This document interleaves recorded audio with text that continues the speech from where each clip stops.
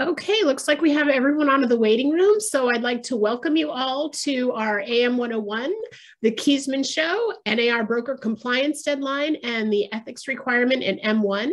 Just a reminder to everybody that this session is being recorded.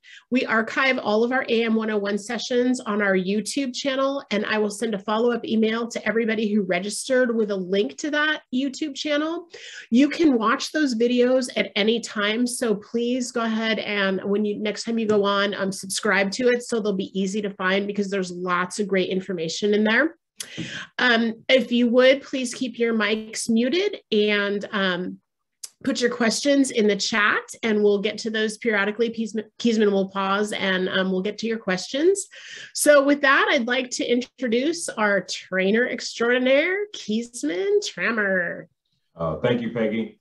It's definitely good to be here. Good morning, everybody. I'm glad that you could join us this morning. I was thinking that this morning, these are the times where we actually start to get super busy, right? Actually, these next few weeks and months is going to be busy, especially leading up to the compliance deadline. And one of the things that we're already talking about, which I just can't believe we're already in August, but we're already talking about dues billing. So things are really going to start picking up. So with that said, if you don't mind, I'm going to share my screen so that we can go ahead and get started.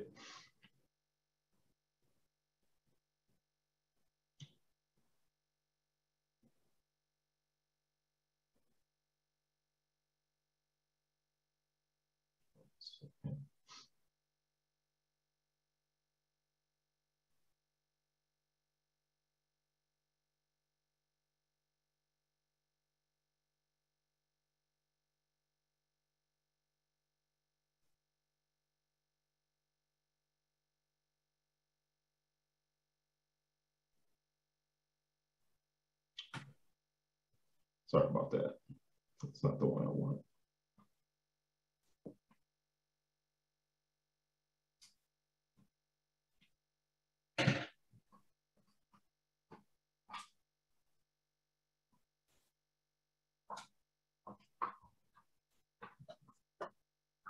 All right, can you guys see that? You bet. Oh, perfect. The crazy thing is we practiced this morning. It went fine. And as soon as I get ready to do it, it all goes downhill. But we got it done. All right. So today we are going to be focused on the upcoming August 31st NMSP compliance deadline. And I'm going to briefly cover the NAR Code of Ethics. As of today, we are approximately 19 days away from the NMSP compliance deadline. And so my goal is really to make sure that each association is compliant by the deadline in an effort to prevent an association and their board president from being called into a hearing to have to explain why your association was not compliant. Just so you know, there are consequences for not being compliant. But the good news is, over the past few years, we have not had an association called into a hearing. And so in order to keep this hot streak going, I want to make sure that we are all focused on what's important right now. Also, as you know, we no longer have Tiffany to assist me.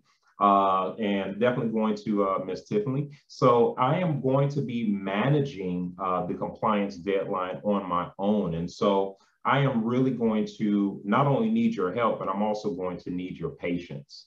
And so the next few weeks, we are really just going to be focused on your NMSP scores.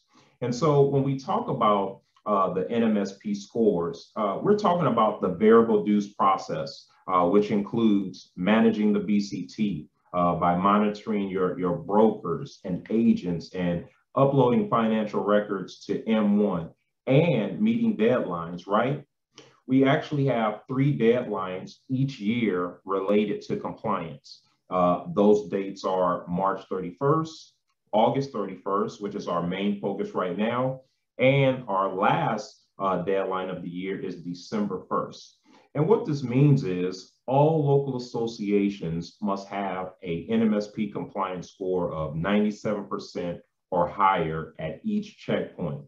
Now, in order to be compliant, it's important to understand what the variable dues formula is, right? So the NAR variable dues formula refers to the dues obligation of the designated realtor, also known as the DR. The DR is responsible for all licensees in the firm. The DR is also responsible for paying his/her local, state, and national membership dues, in addition to a non-member assessment fee for each non-member licensee, also referred to as a non-member salesperson or NMSP. And so now that we know what the NAR variable dues formula is, now we need to know who is responsible for enforcing the variable dues, right? And what does managing the DR and their agents look like? So to answer the first question, the DR's primary association is responsible for enforcing the NAR variable dues formula. And what that means is the primary association is responsible for billing the designated realtor for non-member fees. They are the ones that send out the certification forms, letters, and emails to the DR regarding NMSPs, LIFROs, and MLOs. They are also in charge of setting up LIFRO office in the M1 system. However, if the LIFRO office has already been set up by another association, the association should not duplicate the office. You should use the office that already exists in the system. Remember, the office is not a member. It's simply just a location. So local associations can share an office record. The DR's primary association is also in charge of collecting signed LIFRO and MLO certification forms from the DR, and that's done on an annual basis. They're also in charge of creating LIFRO and MLO records and NERDs for each licensee if the record doesn't exist in M1. Now, if the record already exists in M1, the local association just needs to do a POE transfer if the record is under another association, and then you would just attach the LIFRO record to the LIFRO office. And last, the DR's primary association is responsible for broker associates and their agents that are indirectly affiliated with the firm. So, let's talk about the member and financial process. I think it's important for us to understand the member and financial data flow from M1 to the BCT, right? And so I created this diagram so that we can better understand the flow of data from M1 to the BCT. Since our focus right now is meeting the compliance deadline, we're going to focus on the financial data flow as opposed to the member and office records that we're receiving from M1. So this process actually starts with the local association because you're actually the first point of entry. And so the M1 system is updated with the data that's coming from the local association. Our membership system, Rapid-Tony, receives an hourly update from the M1 system on a daily basis. This includes financial data, member and office adds and changes, EFT wires, secondary out-of-state member records, and then we have what we call the bucket number 5. This bucket actually contains records that don't make it to M1 or C.A.R. It also contains records that make it to M1, but not C.A.R. And so the records from bucket number 5 would fall into what we would call leaks in the process. These are issues that must be resolved by either the local association or C.A.R. Now, in order for the data to get from the M1 system to the BCT successfully, it has to go through a validation process. Now, our validation process is looking for all records with a correct payment amount, a payment type code, correct payment type code, and correct billing year. But as you know, there are some records that don't make it through the validation process. And again, these are issues that have to be resolved by either the local association or C.A.R. Now, some of the local issues would include payment record is not an M1, or payment type code is incorrect, or wrong payment amount, or incorrect billing year. And here's one that we're starting to see a lot of. Member pays dues and then transfers to a new association before the dues gets uploaded to M1. And so now the member does not have a financial record in M1. So in order to resolve that issue, the previous association will have to POE the record back to their association and add the financial record to M1. Once that is complete, the new association will have to transfer the record back to their association. And so this requires local associations to work together in some cases to get these issues resolved. Now, some of the issues on the C.A.R. side, which are also considered leaks, would be DRE data is outdated, right? We're only getting a file once a week, and that can be an issue sometimes, especially leading up to a deadline. The technical issues that we sometimes have, such as the financial record is in M1, but the record still shows unpaid on the BCT, or those times where the records in the grace period get reset. And that just throws everything off, right? So these would all fall into the category of leaks in the system. But the good news is the majority of the records that are coming from the M1 system into our Rapatoni system, they do get processed successfully and they make it to the BCT successfully as well. So this is why it is so important for local associations to monitor their BCT on a regular basis, especially leading up to a compliance deadline. So what should local associations be focused on right now? So local associations should be focused on delinquent NMSPs and NMSPs in the grace period that will be delinquent before the deadline. So there's a few ways for you to pull your list of delinquent NMSPs. Number one, you can click on the total count of NMSPs as shown on the screen. Number two, you can click on the delinquent count under the NMSP score.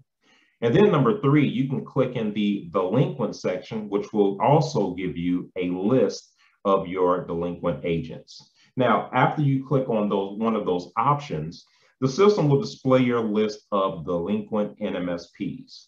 You also have the option to export the file to an Excel spreadsheet. Now, after reviewing your delinquent list, the next steps in the process is to determine if you've already uploaded a payment record to M1 for any of the delinquent NMSPs on your BCT. And so before you send an email to accounting@CAR.org to research your records, you want to first check M1 to make sure the financial record was uploaded successfully to M1 with the correct payment type code, payment amount, and correct billing year. After you locate the member record in M1, then you want to click the member's NERDS ID number.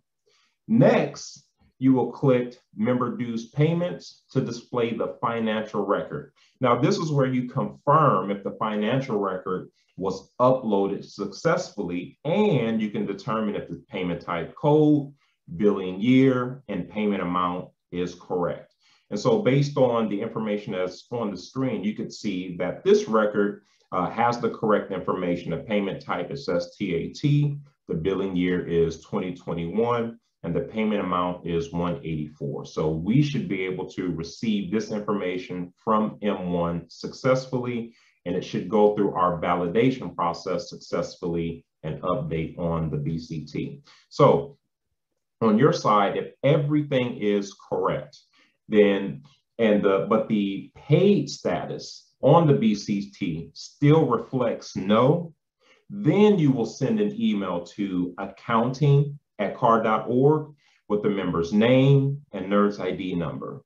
Now, if the remaining delinquent records require further action from the broker, Then you want to make sure that you get a letter out to the broker with a deadline date. The deadline date is the date that tells the broker when their membership will be inactivated if the association doesn't receive a response. In some cases, this is your only option to be compliant, but I guarantee you'll definitely get a response from the broker. It's usually immediately when their membership is inactivated. So let's talk about the exemptions that are available and how those records should appear on M1. LIFROs and MLOs should be in M1 with an active status and member type of LIFRO or MLO. As you know, these licensees cannot be engaged in listing, selling, leasing, renting, managing, counseling, appraising, or arranging financing for real property, and they cannot be participants or subscribers in any MLS. This is part of the LIFRO and MLO agreement. Licensees can only qualify for the MLO exemption if they have the MLO endorsement on their DRE record. So this is extremely important. If you don't see this on their record, then you cannot classify them as a MLO. All right, so let's talk about inactive paid members. There are times where members will pay their dues and then go inactive, but they are still hanging their license with their broker. And we see this a lot with members not meeting the code of ethics requirements. As you know, inactive members automatically become NMSPs. And so because this member has paid, if you send me an email, I will add this member to the TRM. We call that the mid-year termination exemption code, so that this record doesn't impact your NMSP score. Also, commercial agents. Commercial agents should be in M1 as active non-members. These agents can only qualify for the exemption if they are working in an office that is substantially all commercial, and the office must be located outside of your board's jurisdiction. And last, the office must not be the broker's main office that he or she works out of. If you send me the list of agents that qualify for this exemption, you'll need to include their name and NERDS ID number, and I will add them to the COM exemption. And the last exemption is for licensees that are realtor members in Arizona, Nevada, or Oregon. These licensees can choose not to be members in California, and they should be in the M1 system as secondary non-members, and we will add them to our system under the SSC exemption code.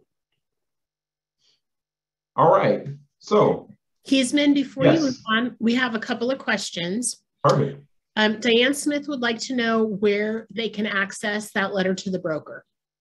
You know what, actually, I am going to include that with the information that we send out to the associations after this webinar.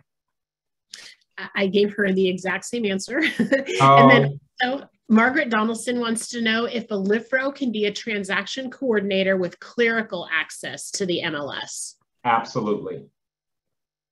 You know what, I will also include the language that backs that up.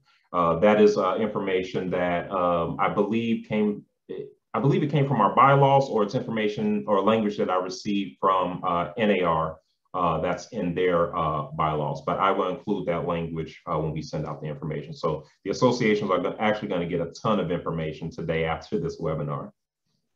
Perfect. And I also want to just speak to that letter again. I know on our website under the membership section, we had a ton of information available to the associations, but for some reason, that information it's still there, but it's not accessible to the association. So when you try to click on the letters or any information, it just will not open up. So we're still trying to get that issue resolved. Great, thanks. That's all we've got for now. Perfect. All right, so as you know, the Code of Ethics training is a requirement to be a member. Local associations have the option to include the required 2.5 hours of ethics training in their new member orientation.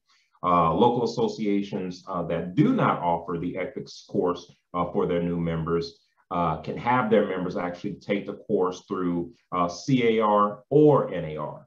The COE training requirements for all members is every 3 years. And we are in cycle 6, which ends December 31st, 2021.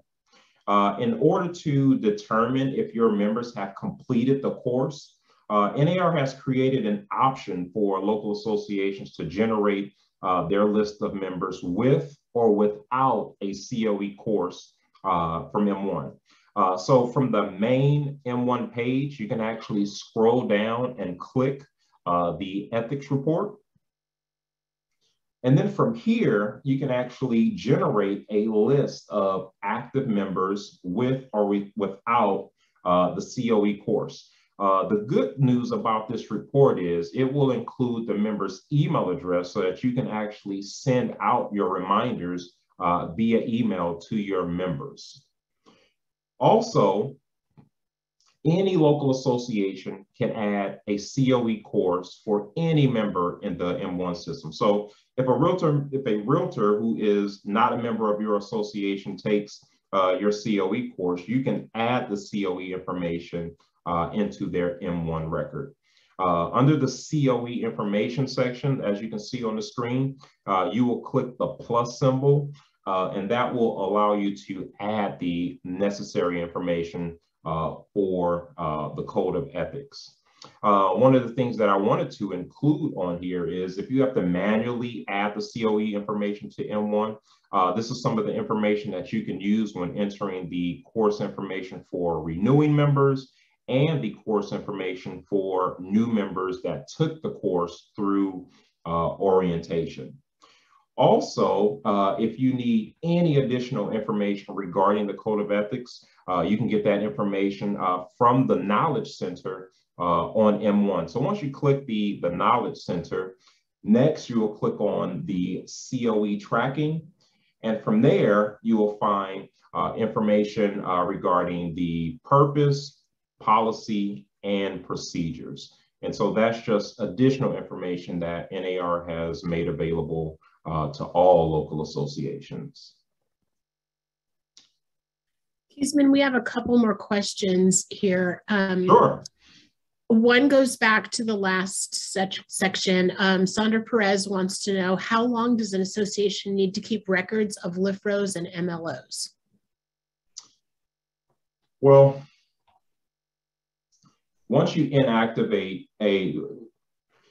well, here's the thing. In the M1 system, that data never goes away. And so inactivating a member means that they will remain in NAR's M1 system forever. They will also be in our system forever because our membership system is talking to NAR's M1 system. And so I guess to answer that, hopefully I'm gonna answer this question correctly.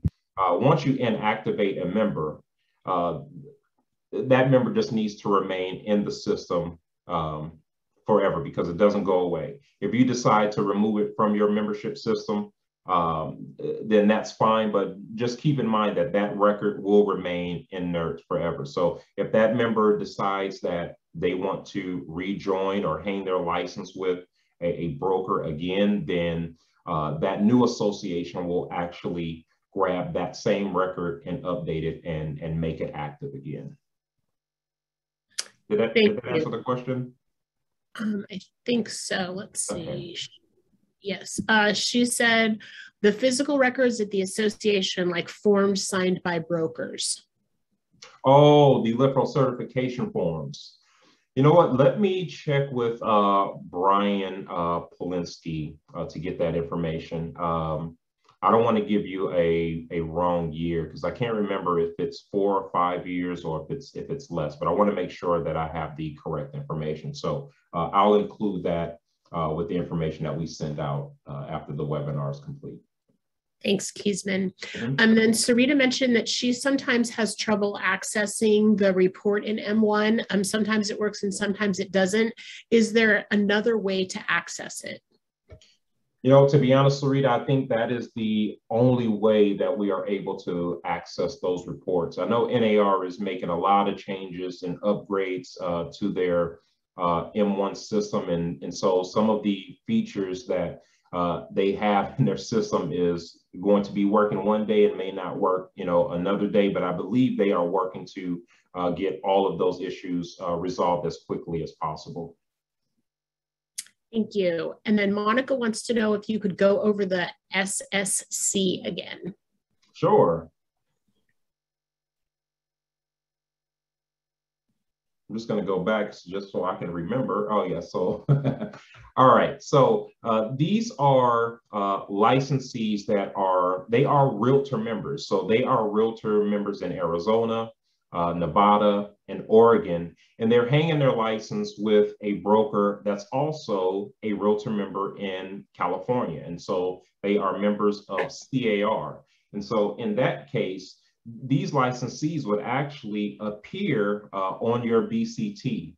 And so with that said, these licensees actually have the option to either join as a member or they can be exempt because they're already realtor members.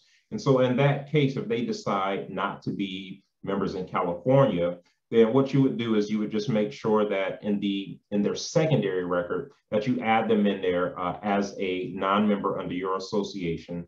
You would then send me an email just letting me know that these individuals are members in Arizona, Nevada, or Oregon, and I will add them to the SSC exemption code so that these records don't have a negative impact on your compliance score.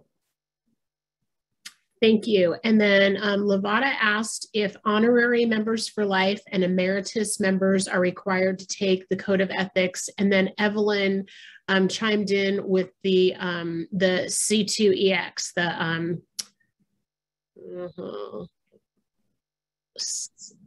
I forget what it's called, but anyway, that.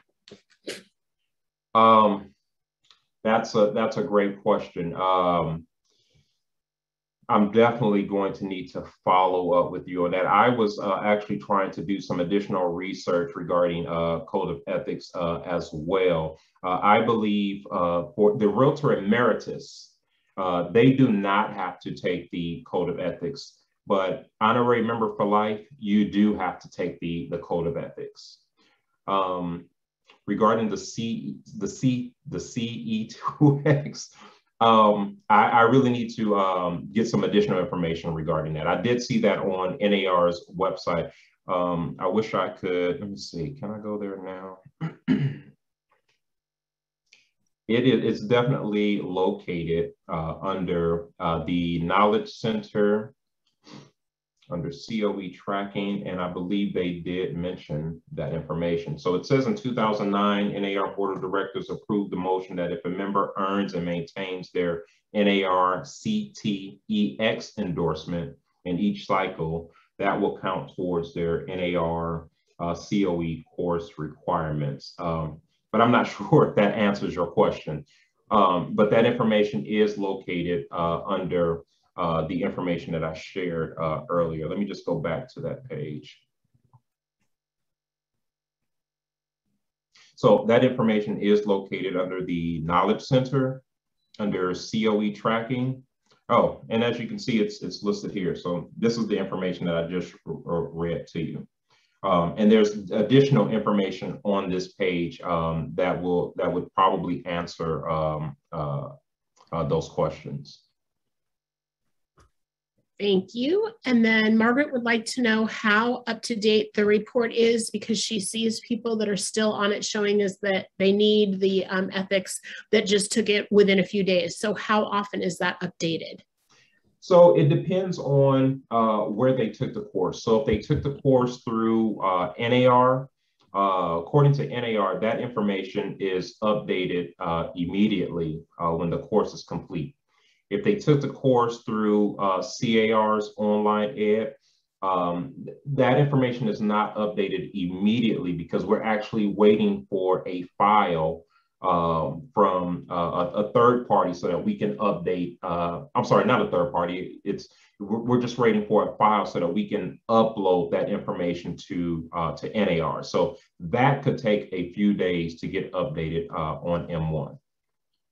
Also, if the member takes the COE course through a third party, that information is not electronically uploaded to the M1 system. In those cases, the association would have to manually add that information to the member's record on M1. Okay, and I think that's it for now. That's it? Well, I mean, to be honest with you, I was actually down to the town hall Q&A. I know that was pretty fast. I thought I had more to give, but I can answer some additional questions. If anyone has a question for Keismond, I would encourage you at this point to go ahead and unmute and ask it. And I'll just be honest, the reason why I didn't add so many screens this time is because the last training that I did, I actually covered so much of the compliance that I don't want to be, too redundant. I know local associations have the option to go back and review the last webinar we did, so I don't want it to seem like I was just saying the same thing over and over again, even though it is important. I just wanted to make sure that this one was a little different. Hi, Keismond. It's Lavada. Hey, Lavada. Hey, I have a question. When you're adding financial records, there are options to pick from like local 2021, state 2021. I don't have all those options. Is that something that we update in the system or something you guys update in the system? Because some of my 2021s are missing.